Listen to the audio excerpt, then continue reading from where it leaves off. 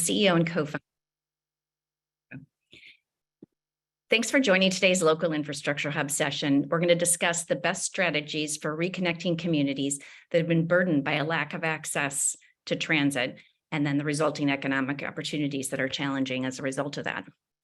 We talked about this grant program in a session last year, but today we're going to talk to mayors who have successfully secured the funding. It was a very competitive grant program last time, and the pool of funding was small, but this time around there's more funding available and a new streamlined process, which we're going to talk about. So we're encouraging all cities to consider applying. Our session today is co-hosted, as usual, by the U.S. Conference of Mayors and is supported by our funders, Bloomberg Philanthropies, Ballmer Group, Emerson Collective, Ford Foundation, and the Kresge Foundation. So first, I'm pleased to welcome Maria Zimmerman, who's the Strategic Advisor for Technical Assistance and Community Solutions at the U.S. Department of Transportation. Maria, thanks for joining us. The Zoom is now yours. Great. Thanks so much, Michelle. I appreciate very much being able to join you all today. I'll share just a few very high-level elements around the Reconnecting Communities program and kind of spotlight a couple of projects from last year, but really am here if there are questions that come up, and I'm sure others, like including myself, we want to hear from the mayors of some of these projects who've been involved. The Reconnecting Communities program notice of funding opportunity is currently live, and so I also will just say I'm not able to talk about particular applications or that process since it is a live NOFO. But can share you a little bit about sort of what we saw last year and some of the information to help inform you for this year. And I understand that the team will also be sharing, we have a lot of information on the Reconnecting Communities website available to help you understand it as well. So as mentioned, this year, we have combined the Reconnecting Communities program, which is a pilot program that was funded in the bipartisan infrastructure law for around $1 billion overall for the 5 years. And we've combined that program with the Neighborhood Access and Equity program, which was a $3 billion plus program that was created in the Inflation Reduction Act. The programs have a lot of similar DNA between them. I will mention the Reconnecting Neighborhoods and Equity Access program does have an additional component that really looks at environmental issues and barriers and trying to make that climate environmental linkage. So there's a few additional things that we can fund and support through that, and some other things which I'll briefly highlight. So next slide, please. So thought it might be useful, as Michelle mentioned, last year the program was a very competitive program, a lot of interest in this brand new program. That's really the first time the Department of Transportation has specifically been able to fund reconnecting type projects. And so you can just see here some of the states that we received a number of applications from, really representing across the entire country. A lot of interest, over $2 billion in requests for about $148 million that we were able to provide last year. I also just wanted to mention, while we do a lot of focus on the Reconnecting Communities program and now the Reconnecting Community and Neighborhoods program, we have about 20 other programs at the Department of Transportation that can also be accessed to fund these types of projects. So even state transportation block grant funds, there's nothing that prevents using those funds from doing types of projects, for instance, that support reconnecting. We had a number of projects last year that were focused on things like railroad crossings, understanding railroads often create barriers to communities. And we have things like the Railroad Crossing Elimination Program and the Kresge program that, again, can help to address some of those issues. So absolutely, we want to talk about RCN, but I always like to remind folks, this is not the only source of funding for projects that can be really important to your communities for trying to reconnect them. So next slide, please. So I mentioned there was a lot of interest in our program. We awarded 45 awards last year for $185.2 million. Many more of our projects last year were for planning grants, in part because, again, of the size of the Reconnecting Communities program. really probably a better fit for planning activities. And we know for a lot of communities, this was the first time that they really had that opportunity to do some of this important planning work, engaging with the community, thinking about anti-displacement strategies, thinking about some of the feasibility studies, pre-engineering studies, environmental studies that were all part of that. So again, those types of projects can be included this year, but we have much more funding with over $3 billion made available this year. We anticipate seeing many more construction grants that we're able to support. All of the projects that were funded last year were serving disadvantaged communities. And again, this continues to be a focus of this program. And you will see in the notice of funding opportunity, we have the CGES tool that the Council on Environmental Quality has created to identify if your census tracts are federally designated as being disadvantaged communities. We also this year rolled out something called the Equitable Transportation Community Explorer, which really allows you to look at every community. There are different neighborhoods, different areas in your community where there's different types of transportation burden that populations experience, whether it's climate related, social and economic burdens, or transportation limited access burdens. So also encouraging folks to really utilize that ETC tool in this year's application to tell us that story and be able to back it up with data to describe some of those challenges and issues that the communities are facing. I mentioned that because when we look at some of the folks who were awarded with last year's grants, there were so many just really compelling projects that were submitted, and very difficult decision to select the 45 awards that were created. And I think, we're really hopeful that those that were not funded will come back this year when we have more resources available to be supporting more projects. But I think, some of the things that stood out for us, for instance, I'll mention just a few of last year's grants. Pasadena, California, the city received a planning grant for the SR 710 Northern Stub re-envisioning project. And this was really a collaborative plan that was looking at a 60-acre site and really talking about kind of historic inequities that that community had been facing for many years, and really looking at this goal of how to better coordinate and utilize these planning funds to address land use, housing, transportation needs, really reflective of who lives in the community today, and really thinking about the future population, how to ensure that existing residents will benefit from these future investments, but also really priming and keying that 60-acre site up for potential building off of an existing planning framework that the community had developed, and really, in their application, talking about all that work that had already happened around that existing planning framework, commitments to community restoration and anti-displacement strategies that the city had identified, a number of very specific policies that they called out in their application, including around things like housing rehabilitation, housing replacement, affordable housing preservation, inclusionary housing. So really getting at that specificity of more than saying we have a commitment to affordable housing and to that, but like what were steps that the community had already taken, and how would these planning funds enable that community to take it to the next level? And then again, sort of noting the community's commitment to honoring and remembering those who had suffered racial prejudice and discrimination, and sort of seeing how it moves forward in this work that the city really, again, was making commitments to the history of this community, the current residents of the community, and really thinking ahead of how to build a strong and thriving community in this neighborhood going forward with the planning funds. Wichita, Kansas was another community that was awarded a planning grant to reconnect the 21st Street corridor. And this is a portion of the city that is divided by several at-grade railroad crossings and a recessed interstate I-35. And so Wichita, in their application, used many different data sources to identify the existing disparities for disadvantaged communities.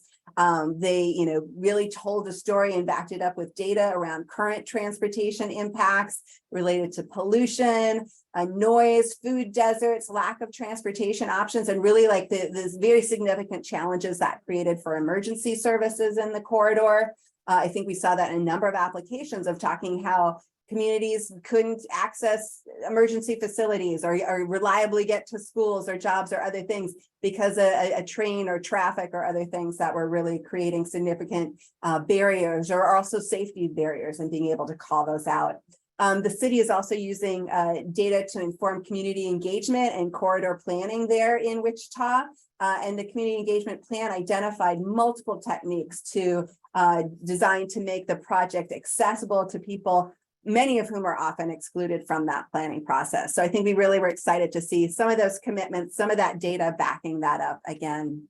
And then another one I'll just mention is Tampa, Florida, where the city was awarded a construction grant to lower an interchange grant ramp to street level. And so again, really a deep commitment in that application around community outreach and engagement, and really looking at sort of project concepts that already had been developed that had utilized neighborhood workshops and walking tours and sort of a lot of work that had been done, that this planning grant was really going to be able to take that work to the next level.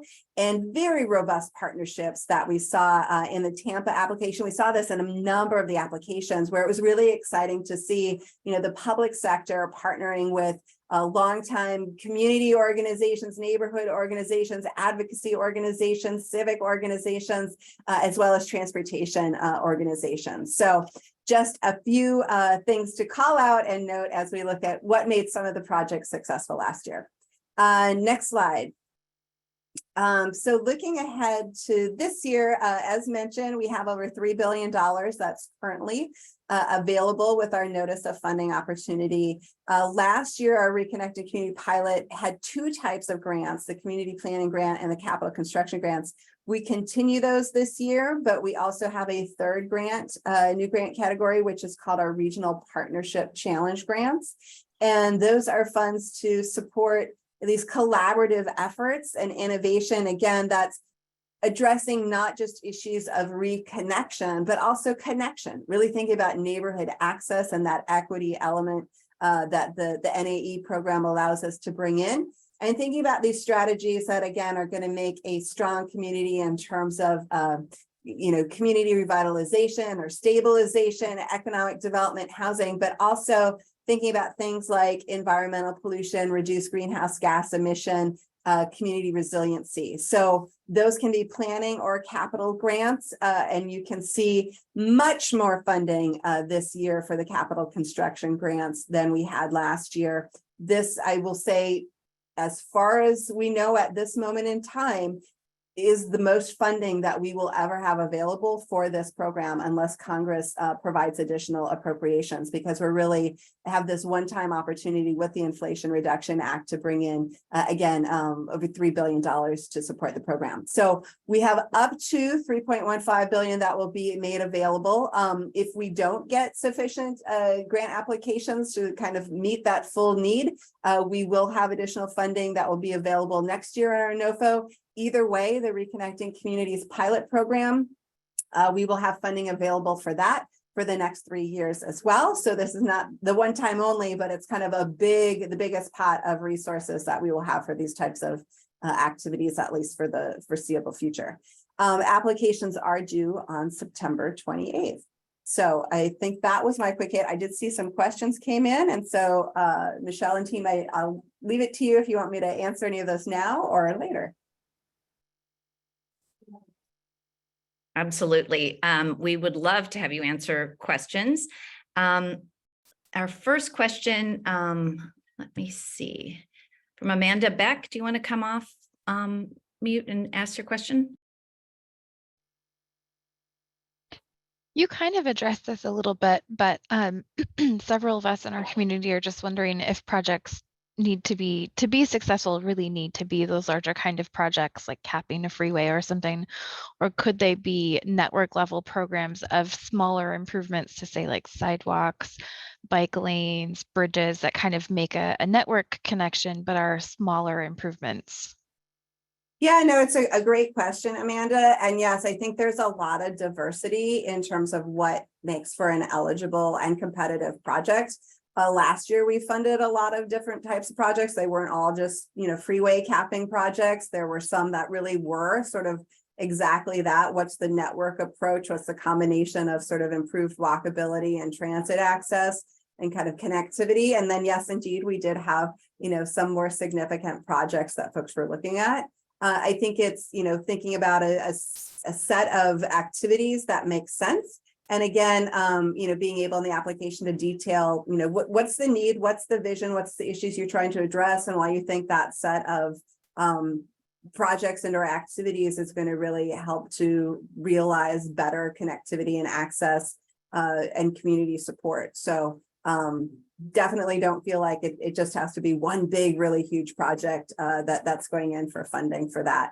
The other thing I will mention, I realize now I did have another slide, but I did want to kind of flag a couple of things. So for the Reconnecting Communities Pilot Program this year, a few things that we're seeing and learning. So for what we call a direct recipient, a non-state DOT direct recipient, AKA local government. A few things that are important to recognize. I mean, getting a federal grant can be a lot of work. So just making sure that your community is able and willing to support that. One option that you have as a direct non-state DOT recipient, you can actually work with your state Department of Transportation. And if you both agree to it in a contractual way, you can work into your grant application and utilize the grant funds to help reimburse the state DOT for providing administrative support to you on the grant. So we do have an FAQ on this year's Reconnecting Communities and Neighborhoods page. So I'm happy to follow up with you on that. But I know we heard from some direct recipients kind of once they got the grant, they're like, wow, this is a lot of work getting a federal grant. And could we work with our state DOT? Could they take on some of that administrative role? The answer is yes, but you need to work that out. That should be part of the application, and both parties would need to agree to that. The other thing is in getting these grants, all federal requirements apply, including if you're getting a construction grant, you need to comply with Title VI and with the National Environmental Protection Act, among other requirements. So really thinking about, like, if you're going for a construction grant, do you think that your community is going to be able to get all of that environmental planning and permitting in place in time to obligate the funds? And the programs do have, they will, be clear in the notice of funding opportunity of really needing to get those funds obligated in that time. So again, thinking about kind of big projects versus smaller projects, what's the environmental needs around that, planning needs? Might it trigger an environmental impact statement or an other kind of EIS or EA? So all those things are good to think about in what you're proposing, and if your community is, going to be able to meet those timelines, and or if you could be working in partnership with state DOT or others to meet that. And then the last thing I'll flag is that these are reimbursable grants. So again, we had some communities who thought like, whoa, I didn't realize that. I thought I actually could use these grant funds to do the environmental work. Unfortunately, that's not the case for a construction grant. If you're getting a planning grant and you're saying part of what you're doing in the planning grant is that work, you're okay there. But for the construction grants, that was really an issue. And since we have so much more in construction money this year, I want to flag that. Super helpful. So Paul has a question. Paul from Toledo, do you want to come off mute and ask your question? Yes. So we actually have two projects. We applied for a planning grant for our first project last year and were unsuccessful. We fully intended to apply for that again. We got very good feedback from our debrief. However, because there's so much construction money in the pot this time around, we actually have another project that's construction related, and just wanted to throw out there, we're a little concerned about applying for two projects from the same community, one for construction and one for planning. They're completely separate projects that are not connected in any way. Just wanted to get your feedback on that. Great question, Paul. I cannot speak to the specifics since we are in an open application. I would say, it's always like you're competing against yourself when you're submitting to or multiple applications from your community. I think because these are distinct grants that we're giving, there's nothing that would prohibit you from doing that. And again, I would just flag what I mentioned on the construction one, just, making sure whatever you're putting forward there, you think is going to be able to move forward and kind of meet those obligation timelines around what's required with it. But There's nothing to say you can't submit multiple applications from your community. I think, as you noted, just making clear that they're distinct, and recognizing in some ways you're competing against yourself. So. Okay, thank you.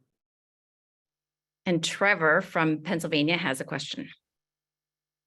Hi, thanks for taking my question. So the proposal that we're planning on applying for would kind of, in our most ideal scenario, have a planning component and a construction component. A lot of it is it's sort of reconnecting a neighborhood in our small city that is just really not walkable. Like, a lot of people do walk it, but there are old sort of stone steps that don't really lead anywhere, and there's a big need for a sidewalk and some improved access. So that's kind of the heart of the proposal. But then when you do get to downtown, you get to a river that's difficult to cross on the existing bridge that we have. So we would kind of also like, in terms of our kind of strategic plan, to have like a planning study at some point to figure out how to, we have a feasibility study already, but we'd really like to get a more concrete plan for what a pedestrian bridge over that river would look like. So I guess my question is, could that be part of the same proposal, or would that be kind of like a planning proposal and then also a construction proposal?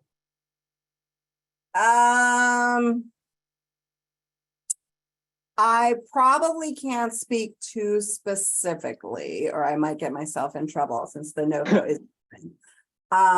I will encourage you to look at the frequently asked questions that we have on the program site. And you're always welcome to send questions in to the Reconnecting Communities team. I did see both related to this and the last one. I had to look this up to see if I have this correct. So I will just tell you from the FAQ, a lead applicant may submit no more than 3 applications for community planning grants, 2 applications for capital construction grants, and 1 application for the Regional Partnership Challenge Grant. Unrelated project components should not be bundled in a single application for the purpose of adhering to the limit. If a lead applicant submits more applications, only the last received up to the respective limit for each grant type will be reviewed. So just keeping that in mind, maybe for your question and for the one before. So I think if you're saying you have 2 kind of unrelated projects and you're trying to put them into one,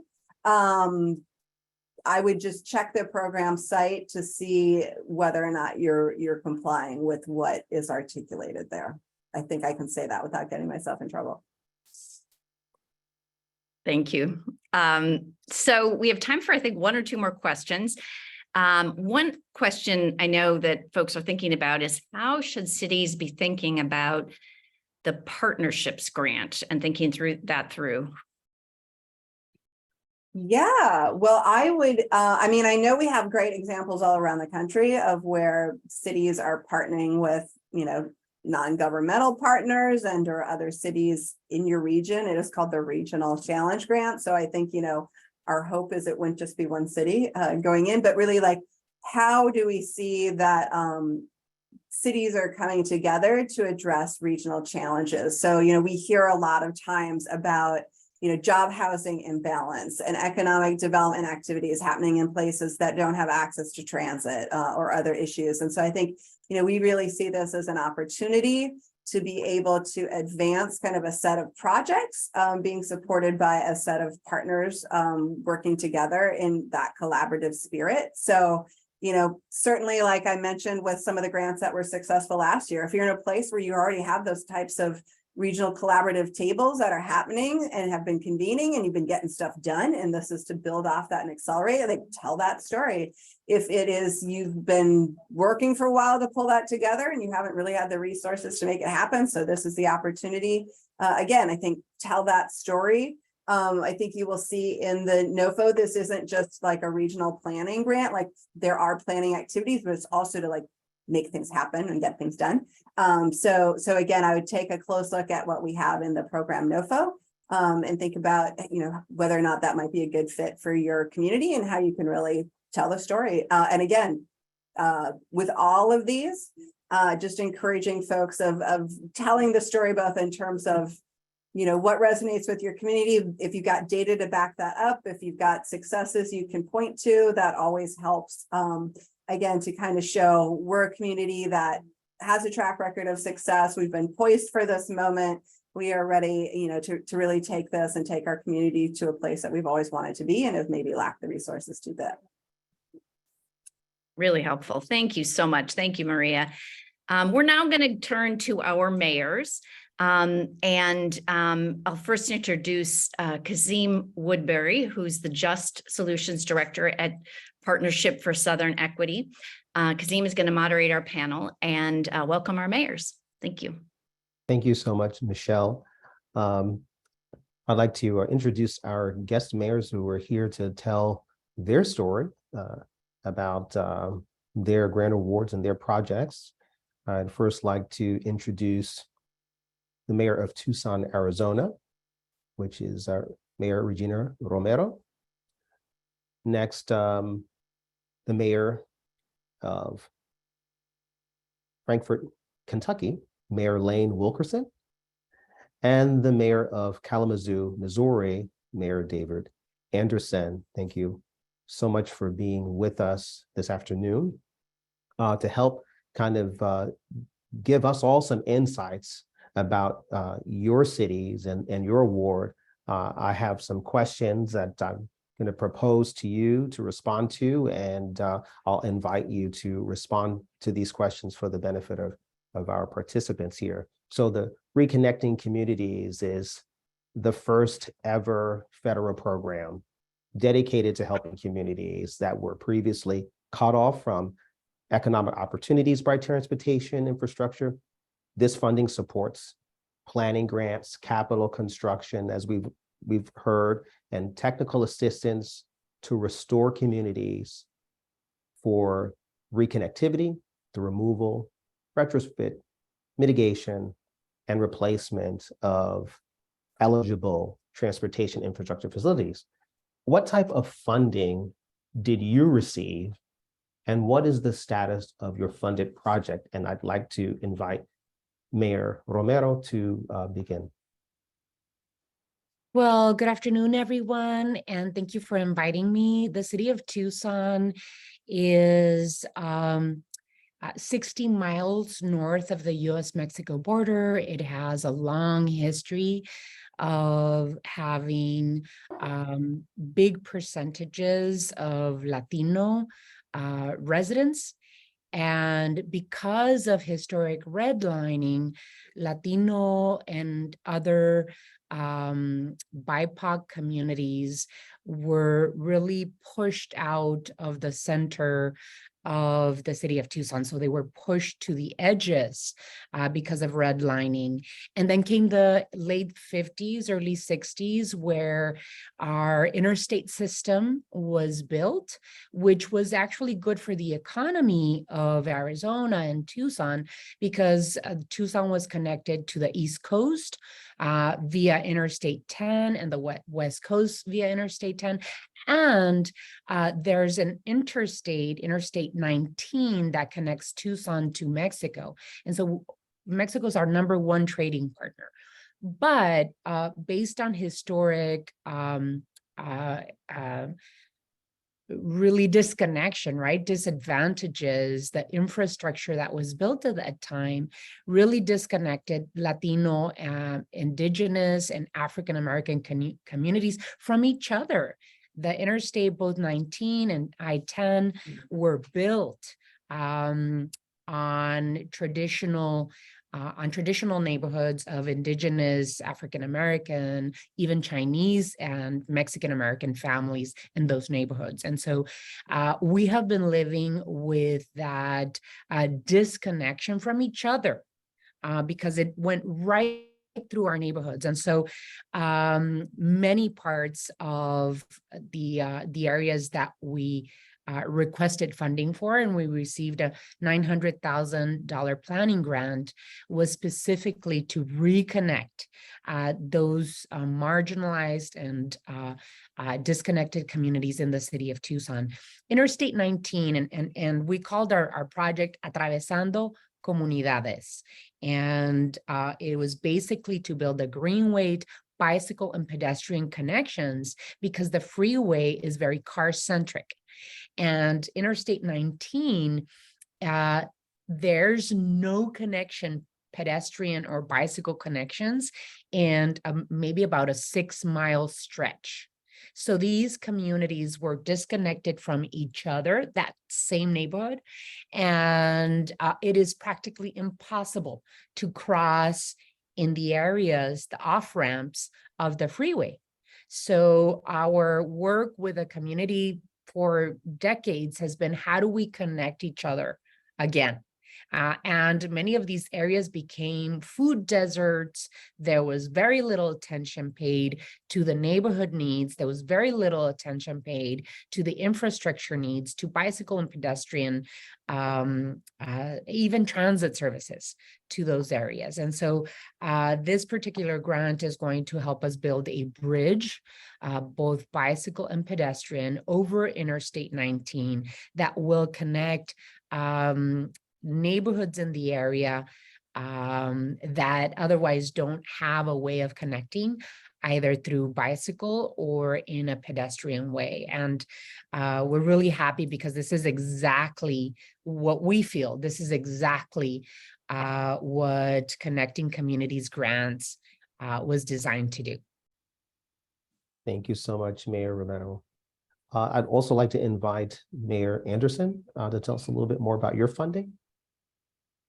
So thank you so much. First of all, yeah, I'm David Anderson. I have the honor of being mayor here in the city of Kalamazoo. I appreciate being on with all of you and other esteemed mayors. I also just want to give a little bit of context, Mr. Woodbury, because one thing that I think is impressive to me is that although we think of a grant being deployed in just a certain way, we can also understand from our questions that we're going to have smaller towns, larger cities, and people with similar desires, but the way that this funding can be deployed uniquely where you live. And so just a little bit about Kalamazoo, a city, a Midwestern city that we grew out of manufacturing. We're the 14th largest metropolitan area in the state of Michigan, but still the city of Kalamazoo, which is the county seat and is landlocked by other cities now and townships, 75,000. So not a big city. I call us 504 in the country in terms of, you go on that list of population, and that's where we fall on the list. But a manufacturing city that has now a lot of brownfield areas downtown, and basically the kind of the 1-2 punch of what's happened to cities all over. As manufacturing leaves brownfield areas that were mixed right into neighborhoods, as city commercial districts, we were the shopping center for Kalamazoo County when it all moves out to malls, as the road systems get built and our downtown dies, and then our adjacent neighborhoods, which are obviously our oldest neighborhoods, first built in the city, end up being the places where our distressed neighborhoods, our lowest income individuals in the county live, right adjacent to our downtown areas. And then, concurrent with that, also grapple with history of redlining here in the city of Kalamazoo. And by happenstance or for whatever reason, a lot of what happened to us for our city of Kalamazoo road system is that the state worked with the state. It kind of took over responsibility for a lot of our streets, which became really just trunk lines for highways. We had streets that turned one way. We don't deal with, huge expressways through, little Kalamazoo, but we have the business loops, the trunk lines that turned multiple streets one way, some streets 5 lanes wide, just helping people get through the city of Kalamazoo as quickly as possible. And it just so happened that many of those streets that turned into those large, dangerous to cross, concrete rivers, basically also divided our red line neighborhoods from downtown. So similar issues and other ways to address that. So this is where we find ourselves. We find ourselves where the downtown, is suffering a commercial impact. It is not human scale centric. It is divided from our adjacent neighborhoods that are also suffering economically. So I will just say one thing that's really helped us with these applications, and I just want to introduce my wingman here today, Dennis Randolph, awesome traffic engineer. In the city of Kalamazoo, we have a mayor city commission form of government. So we hire a city manager that does that work. So I'm not here managing that work every day, but people like Dennis Randolph and his team who are looking at these opportunities and setting the table for this work. So I will say the most important thing for the city of Kalamazoo was that we have done a community-wide planning process, which started way before these grants were available. So we really had, I would say, the results of that planning done. And that was a big, big help for us. So when we could come in for these grants, we could all say, these are problems. This is what has happened in adjacent neighborhoods. This was our community input has told us that people want. They want walkable neighborhoods. They want to get to downtown easily. They want to feel like they are part of downtown and not separated from downtown.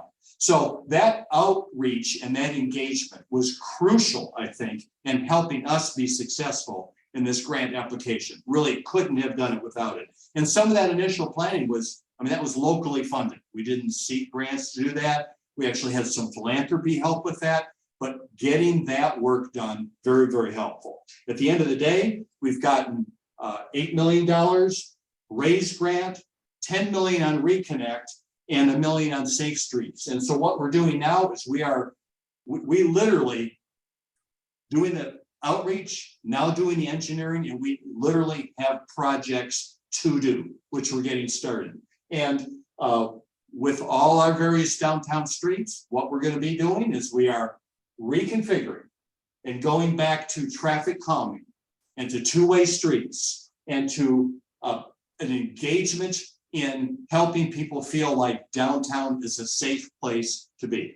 So I don't know, Dennis, if you think there's something else that's important to talk about our specific grants, but I think just real quick, economic development and economic opportunities was a big part that we talked about, and the city had gone ahead and done planning for economic development and the benefit we get. So I think all the planning work that we had done had been very useful in talking to the merit criteria of how our jobs met the criteria for the funding sources. And I think that's a really important thing that everybody needs to understand. This is a specific program. It's broad in nature as far as the kind of things you can do, but it's very specific in the kind of help that it wants to provide to communities. And I think all of our prior planning allowed us to do that and to check all the boxes and have a coherent story that said, we're not only have been working on this, but the time has come and we are ready to go. And that's where we are. thank you, Dennis. Fantastic. Thank you so much. Mayor Wilkerson, we'd love to hear from you. Tell us your story. Good afternoon, and I do appreciate the opportunity. And based on the numbers I saw earlier, I am fortunate that we're in the position that we received a grant last year. And the city of Frankfort, for those of you that don't know, we are the capital city of Kentucky. We're nestled right in the heart of the Bluegrass region. The Golden Triangle is what we call it, in between Lexington, Louisville, and Cincinnati. And we're where all the bourbon and the horses are. And if you've ever been here, you'll know that we're one of the smallest state capitals, the fourth smallest in terms of population. And we're also home to one of the state's oldest historically Black university, Kentucky State University. And within a mile of the university, there's a historically Black settlement known as Green Hill. And it was thriving up until the early 1900s when Route US 60 was built to connect Frankfort to Lexington. And at the time, of course, a little regard was given to equity or accessibility.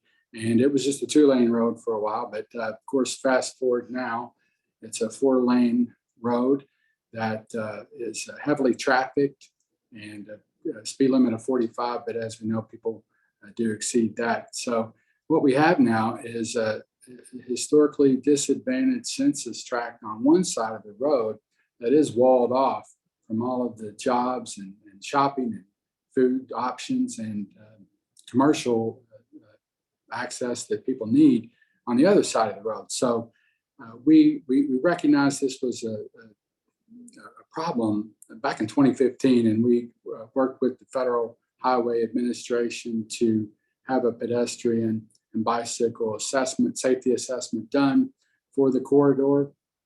And it was determined, of course, we had numerous deficiencies, lack of visibility, signage, crosswalks weren't accessible, and there were some recommendations that were made, some safety measures that could be implemented, including refuge islands on that stretch of corridor, which is approximately, it's a little less than a mile. So that's what we're talking about here.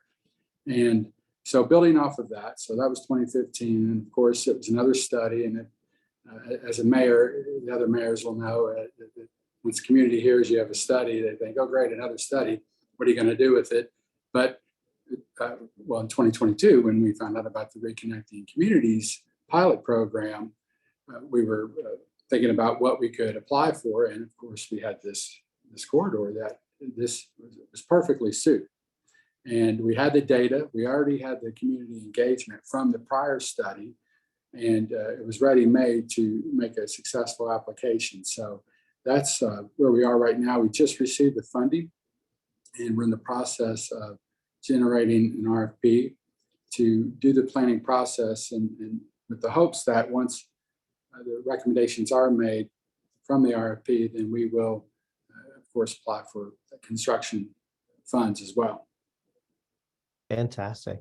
Well, thank you so much to all of the mayors for sharing about their funding and about how their projects are helping to reconnect the communities that were burdened by past transportation infrastructure decisions, and how this project work is going to promote equity and advance the administration's priorities and its goals. What I'd like to also ask the mayors to do is just to share with us about what were some challenges, if any, that you had in developing your proposal, and how did you address them? You know, what role did the community engagement play? And I heard a lot mentioned about community engagement, but talk a little bit more about that process. So challenges, if any, in developing your proposal, and how did you address them? And I'll start with Mayor Wilkerson, since you went last. Well, you can go first now. Thank you. And one of our biggest challenges initially was determining which, because we had numerous projects that we could attempt to apply for, but because we had the previous study, we realized right away that this was going to be the best option. And I think with us, the community engagement aspect, because of the census tract that we're dealing with, many of these people do not have transportation options. It's a higher percentage than normal of people who don't own cars. They walk and they bike. And that is one of the reasons why we needed to apply for this grant, is because the only way that they can get around is crossing this 4-lane thoroughfare. And that was one of the biggest issues, because also there's internet accessibility. One of the main ways we get feedback these days is online surveys, emails, and then also and with people without a computer, that's a challenge. So what we did was we had community engagement. This was before my time as mayor, but we had community engagement opportunities in that census tract and solicited feedback. But again, participation is not always what you want it to be. So that was probably the biggest challenge. And just what were some of the ways that you overcame those challenges, or are those just sort of still challenges you need to continue to overcome? I think it's continuing to outreach, mailers, even knocking on doors and asking questions. And we do hope to continue that with this planning grant, that we will continue to solicit feedback. So I think that is still ongoing. Okay, fantastic. Thank you. Mayor Romero. Yeah, thank you, Mayor Wilkerson. Absolutely 100% agree that when really believe in planning and having a strategy to move forward, and people just roll their eyes when you say we need to do this planning. But in all of the work and all of the planning that the city of Tucson has done, mayor and council 3.5 years ago, created an equity office. And we really wanted to make sure that how we construct our budget is in a fair and equitable manner. And equal does not mean equitable. And so that's what had been happening. Some communities need more investment because of historic lack of investment. And so I absolutely agree in creating a strategy and a plan to be ready when the funds come available. And so all of the work previous to me, I was on the council for 12 years. So I'm very attached to the work that had been done before I became mayor, is that we started planning for how to connect communities in a historic area where it is very low income. It has high percentages of Latino residents, and by the way, is very dangerous for bicyclists and pedestrians to cross the freeway. And we already had all of this information when we applied for the Reconnecting Communities grant. And I forgot to mention, the city of Tucson is the second largest city in Arizona, and we have about 550,000 residents in the city proper, but the metro area has 1 million people. So it is it serves, and especially Interstate 19, where we have this project, it is heavily trafficked. It's the interstate that connects Mexico and the trade that comes in through Mexico to the entire state of Arizona. So we had already been working for years, and I represent the area where I used to represent the area in the city council where the project is. So we had tons of planning, tons of community outreach that already had told us what their concerns were, and we just put that information to work. And I think Ms. Maria Zimmerman said, you have to have a good relationship with your association of governments, with the Department of Transportation of the state of Arizona.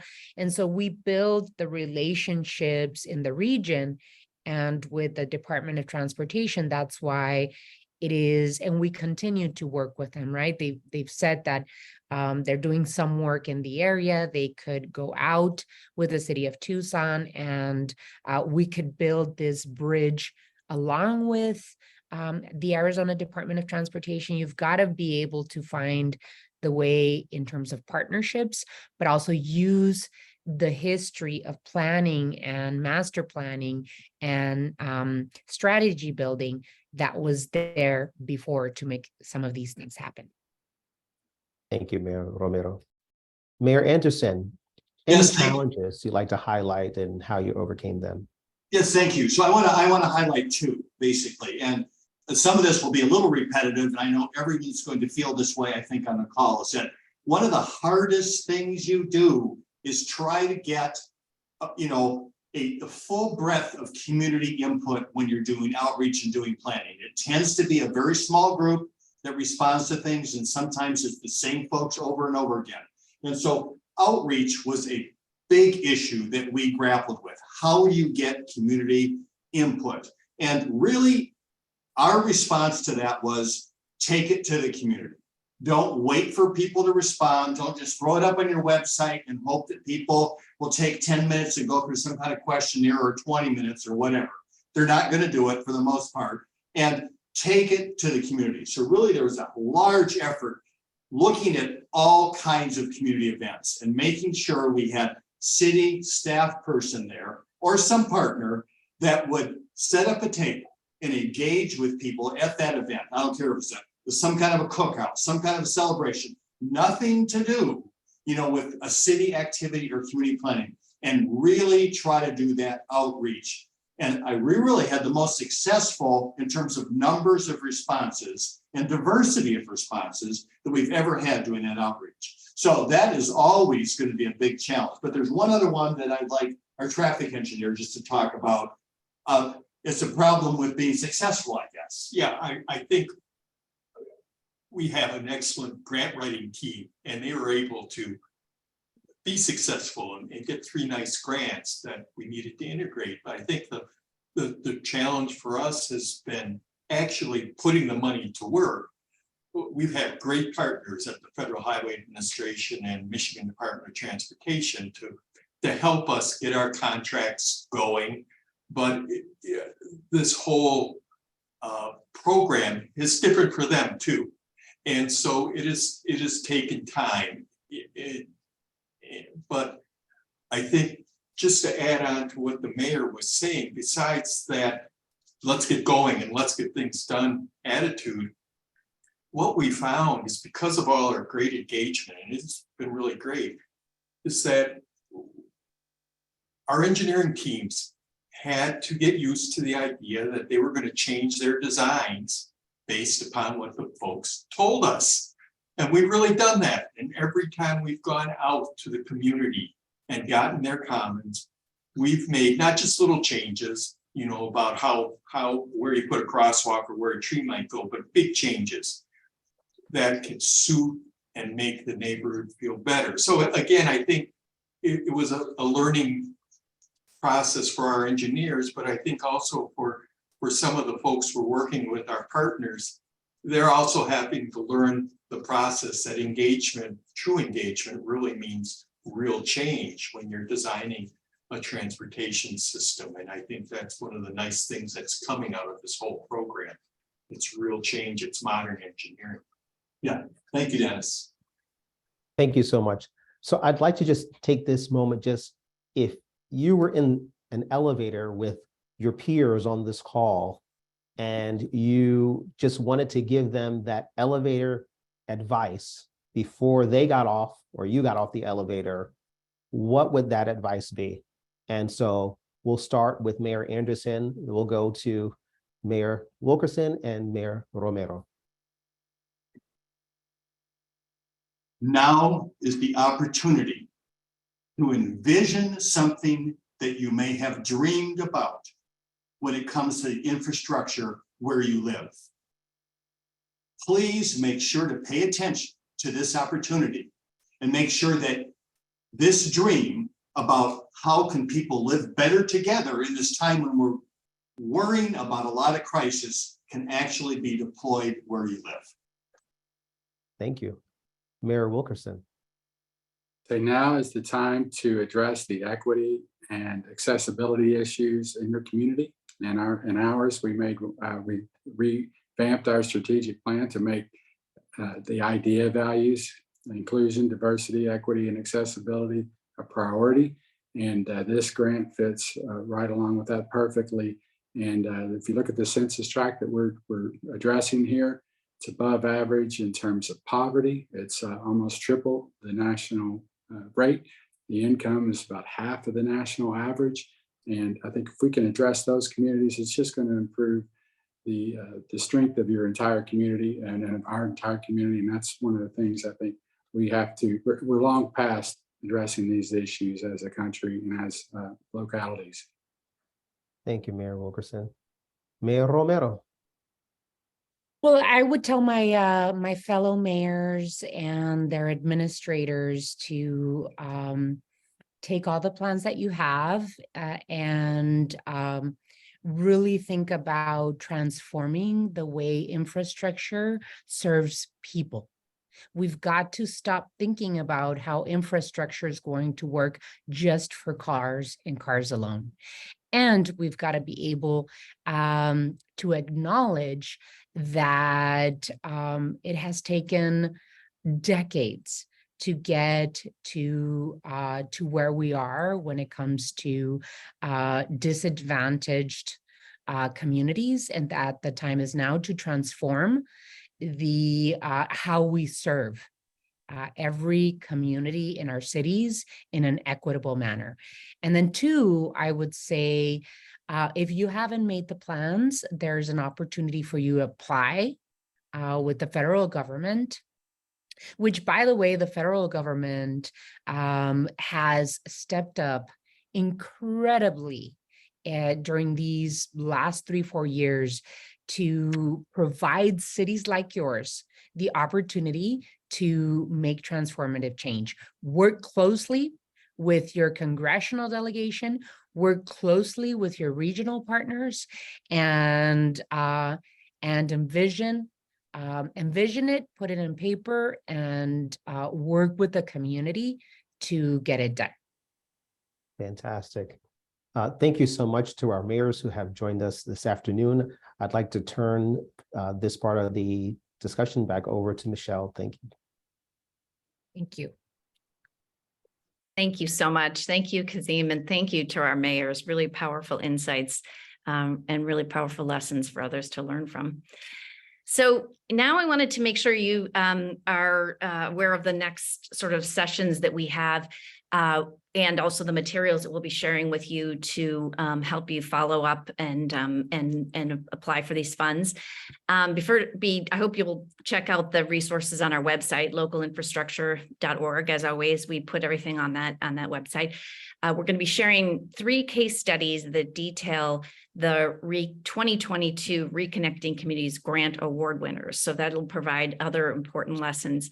And we'll be sharing a link in the chat, the resources that will live in the new winners section of the website, which is exciting.